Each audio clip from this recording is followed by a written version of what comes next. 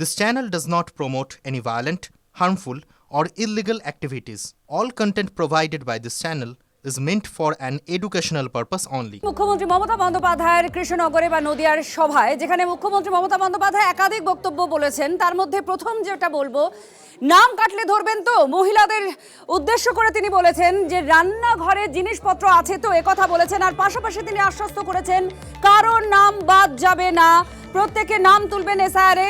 রোহিঙ্গা নেই এই রাজ্যে, রোহিঙ্গা কোথায় প্রশ্ন তুলেছেন। আর তিনি বলছেন যে মেয়েরা সামনে লড়াই করবে, পেছনে থাকবে ছেলেরা। দেখতে চায় মা বোনেদের শক্তি বড় নাকি বিজেপির শক্তি বড়। কৃষ্ণনগরের সভা থেকে এ ভাষাতেই হুঙ্কার দিয়েছেন মমতা বন্দ্যোপাধ্যায়। কাউকে ঘর ছাড়া হতে হবে না, ভয় পাবেন না।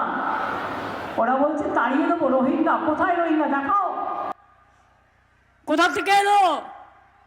আর রোহিঙ্গা যদি হয় তো আসবে তো মণিপুর হয়ে, মিজোরাম হয়ে, নাগাল্যান্ড হয়ে।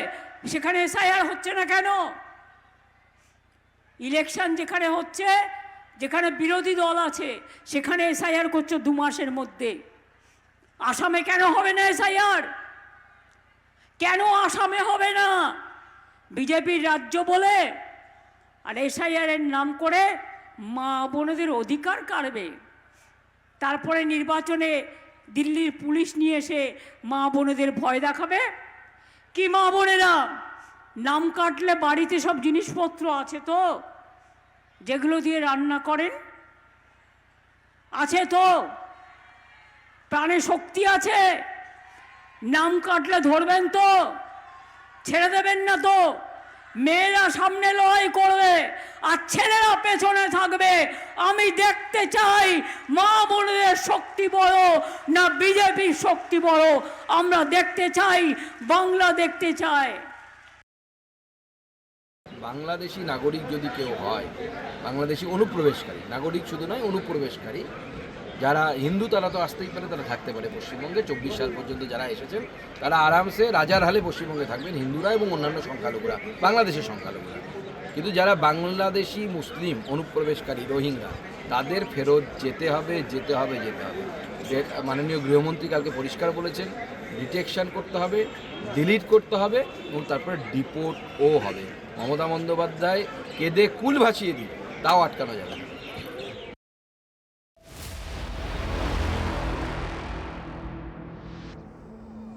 একটা বিষয় পরিষ্কার যে এই ভোটমুখী বাংলায় এসআইআর হোক, এই নিয়ে রাজনৈতিক তরজা কিন্তু চরমে। এসআইআর নিয়ে গতকালই তো লোকসভা থেকে বিরোধীদের তীব্র আক্রমণ করেছেন কেন্দ্রীয় স্বরাষ্ট্রমন্ত্রী অমিত শাহ। এসআইআর শুধুমাত্র ভোটার তালিকা সংস্কার, যারা এসআইআর এর বিরোধিতা করছেন তাদের যন্ত্রণা বুঝতে পারছি। কিছু দলের রাজনৈতিক স্বার্থ আহত হচ্ছে, বোঝাই যাচ্ছে। প্রধানমন্ত্রী, মুখ্যমন্ত্রী কে হবেন তাকে অনুপ্রবেশকারীরা ঠিক করবেন। অনুপ্রবেশকারীরা ভোটার তালিকায় থাকলে গণতন্ত্র বিপন্ন হয়ে পড়বে। এসআইআর নিয়ে তৃণমূল সহ বিরোধীদের অভিযোগের জবাব দেন কাল কেন্দ্রীয় স্বরাষ্ট্রমন্ত্রী। क्या कोई भी देश का लोकतंत्र सुरक्षित रह सकता है जब देश का प्रधानमंत्री और राज्य का मुख्यमंत्री कौन हो वो घुसपैठिए तय करेंगे? मान्यवर नहीं रह सकते। जिन लोगों का मृत्यु हो चुका है उनका वोट मतदाता सूची में होना चाहिए। मान्यवर, ये एसआईआर और कुछ नहीं है, मतदाता सूची का शुद्धिकरण है। मैं मानता हूं इससे कुछ दलों के राजनीतिक स्वार्थ आहत होते हैं। मुझे उन दलों के प्रति एक प्रकार से अनुकंपा भी है, क्योंकि देश के मतदाता तो वोट देते नहीं हैं। ये थोड़े विदेशी दे देते थे, वो भी चले जाएंगे। मगर मान्यवर, क्या हमने भारत के नाते निर्णय करना पड़ेगा कि इस देश की संसद को चुनने के लिए, राज्य की विधानसभा को चुनने के लिए विदेशी को वोट देने का अधिकार देना है या नहीं देना है? और मेरा मत है, मेरा विनम्र मत है मान्यवर, कि ये नहीं देना। হ্যাঁ, তাতে যদি বিজেপির একটা ভোট বাড়ে, কারণ বিজেপির যা ভোটের অবস্থা, এমনিতে তো জামানত বাজেয়াপ্ত হবে, 77 থেকে 27-এ নামবে। রাজ্যপাল চেষ্টা করবে যদি ওটা 30-এ তোলানো যায়, কিন্তু রাজ্যপালকে সামনে রাখলে আবার মহিলারা নিরাপদ থাকবেন না।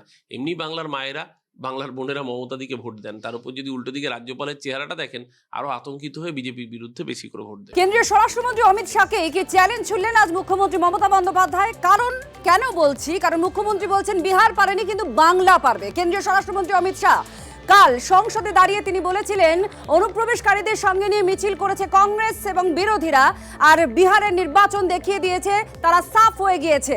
আর এখানেই মুখ্যমন্ত্রী মমতা বন্দ্যোপাধ্যায় আজকে চ্যালেঞ্জ ছুড়লেন বলা যায়। তিনি বলছেন বিহার পারেনি কিন্তু বাংলা পারবে। এসআইআর নিয়ে কৃষ্ণনগরের মঞ্চ থেকেই হুঁশিয়ারি মমতা বন্দ্যোপাধ্যায়। তিনি প্রশ্ন তুলেছেন শুধু বিজেপি অভিযোগ করলেই কেন ব্যবস্থা নেওয়া হচ্ছে?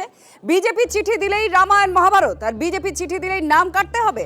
বিজেপির তৈরি করে দেওয়া লিস্টেই ভোট, একের পর এক বিস্ফোরক অভিযোগ করেছেন মুখ্যমন্ত্রী মমতা বন্দ্যোপাধ্যায়। এখনকার ইলেকশন কমিশনের কাজ হচ্ছে, বিজেপি একটা কমপ্লেন দিয়েছে, অনেক সবার নামে কমপ্লেন দিয়েছে, মানে বিজেপি ছাড়া সবার নাম বাদ। কেন বিজেপির কমপ্লেনে কাজ হবে আমি জানতে চাইছি। এটা আমার ভদ্রতা করে জিজ্ঞাস্য ইলেকশন কমিশনের কাজে। বিজেপি চিঠি দিলেই সেটা রামায়ণ মহাভারত, আর বিজেপি চিঠি দিলেই নাম কাটতে হবে।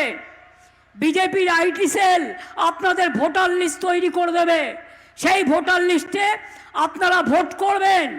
আপনাদের এটাই তো পরিকল্পনা। মনে রাখবেন, বিহার পারেনি, বাংলা পারবে।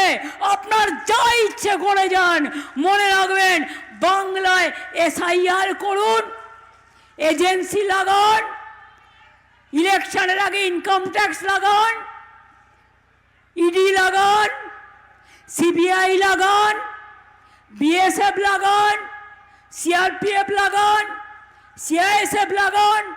ওদের আমি রেসপেক্ট করি, কিন্তু আজকে আপনারা ওদের বাধ্য করেছেন বিজেপিতে পরিণত করতে। এটা দেশের পক্ষে ভালো নয়।